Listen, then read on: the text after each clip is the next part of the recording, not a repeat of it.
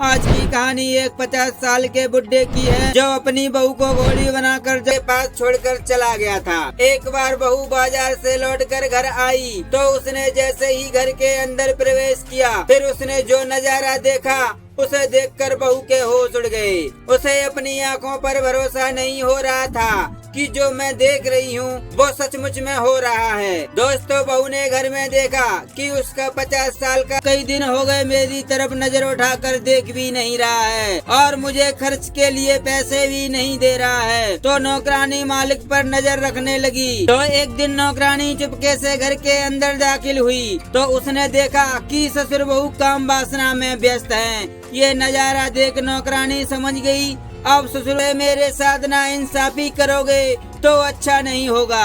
नौकरानी की धमकियों को मालिक नजरअंदाज कर गया। कुछ दिनों तक नौकरानी शांत रही। वो सोचती थी कभी न कभी तो मालिक मुझे बाहों में लेकर मुझसे प्यार करेंगे, लेकिन मालिक अपनी बहू के मखमली हुस्न का दीवाना हो चुका था। अब नौकरानी की तरफ देखता भी नहीं था। तो नौकरानी के सब्र का बांध टूट गया और उसने मालिक से बेवफाई का बदला लेने का फैसला कर लिया।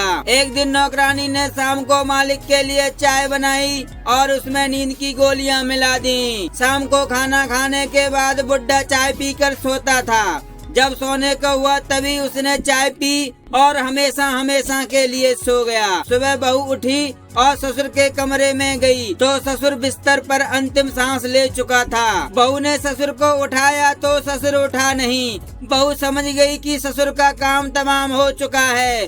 फिर उसने पड़ोसियों को बताया तो पड़ोसियों ने पुलिस को सूचना दी। पुलिस ने आके लाश को पोस्टमार्टम के लिए भेज दिया और फिर बहू से पूछताछ की तो उसने बताया कि शाम को नौकरानी चाय बनाकर रख के गई थी और चाय पीने के बाद ससुर जी सो गए, फिर सुबह उठे ही नहीं। इसके बाद पुलिस ने घर पे जाकर नौकरानी को पकड़ लिया। जब नौकरानी से पूछताछ की गई तो पहले तो उसने मना कर दिया, लेकिन जब पुलिस उसे थाने लेकर गई और उसके पिछवाड़े पर 4 डंडे बजाए तो नौकरानी ने पुलिस को हत्या की कहानी सुना दी। फिर पुलिस ने नौकरानी को मालिक की हत्या के जुर्म में जेल के अंदर डाल दिया। तो दोस्तों, आप बखूबी समझ गए होंगे कि ज्यादा मजा लेने के चक्कर में 50 साल का ससुर अपनी जिंदगी गवा बैठा। दोस्तों, मिलेंगे फिर किसी एक नई कहानी के साथ, तब तक के लिए नमस्कार।